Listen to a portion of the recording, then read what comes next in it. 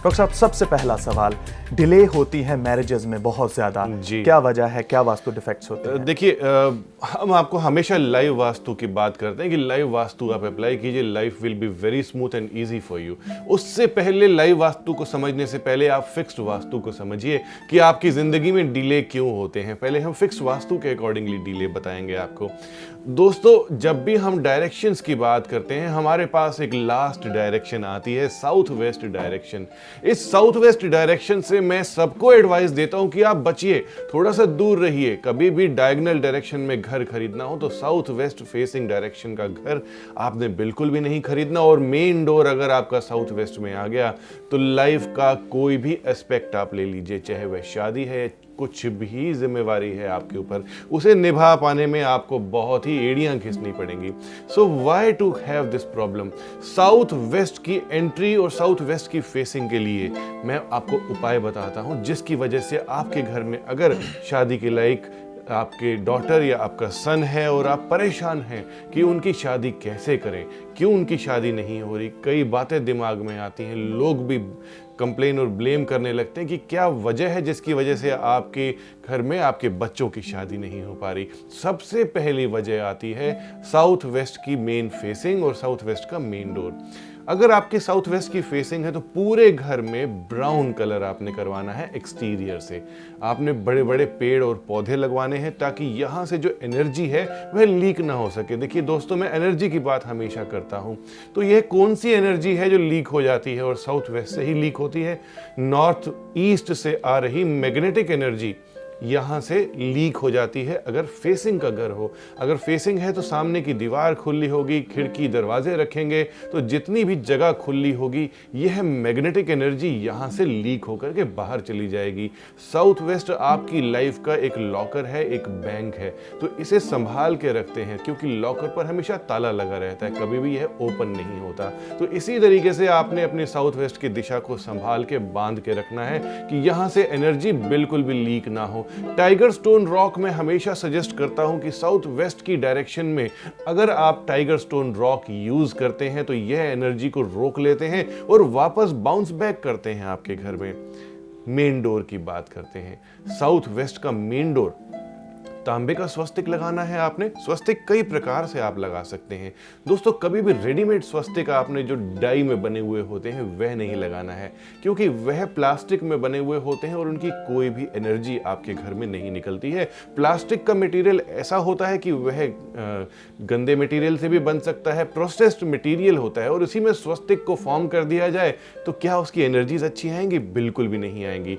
या तो स्वस्तिक को आपने रोली या कुमकुम से बनाना है और इस उंगली से बनाना है। अदरवाइज साउथ वेस्ट में जो स्वस्तिक सबसे ज्यादा सक्सेसफुल है वह तांबे का स्वस्तिक आप बनाएं और अपने मुख्य दरवाजे यानी कि मेन डोर के ऊपर आपने लगाना है। टाइगर स्टोन रॉक घर के दरवाजे के दोनों तरफ अंदर की तरफ लगाना है। इससे डिले खत्म हो जाएंगे और शादी में कोई भी अड़चन नहीं आएगी। हम दूसरे पॉइंट की बात करेंगे, इससे पहले कुछ और डिस्कशन हम कर लेते हैं। जी जी डॉक्टर साहब, अगर डायरेक्शंस में कुछ और आप ऐड करना चाहें, एक डायरेक्शन की बात हम करें साउथ वेस्ट के अलावा कुछ और बातें। देखिए, बहुत सारी चीज़ें हैं, तो स्लोली मैं आपको फिक्स्ड वास्तु के बारे में बताऊंगा। जी जी डॉक्टर साहब। डॉक्टर साहब, अक्सर क्या होता है कि पसंद नहीं आता, बहुत देर तक डिले इस तरह भी चलती रहती है, लड़का या लड़की पसंद नहीं आता, उसके बारे में आप एलाबोरेट करेंगे? यही एक सबसे बड़ी वजह है हमारी शादी में डिले की।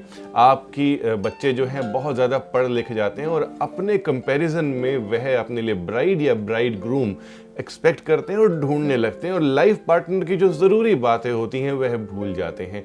तो हमारा माइंड स्टेबल रहे, हम डिसीजन ले सकें, उसमें डिले ना आए, हमें किसी भी चीज़ से एंग्जाइटी और डिप्रेशन ना हो। मैंने हमेशा देखा है, मैं हमेशा साइको एनालिसिस करता हूँ किसी भी फैमिली में कि आप किस प्रकार अपनी लाइफ को एनालाइज करते हैं और उसे एक्सेप्ट करते हैं। तो वास्तु में इसका रोल बहुत इंपॉर्टेंट है। साउथ वेस्ट अगेन मैं आपके सामने यूज कर रहा हूं, बहुत ही बड़ा रीजन है।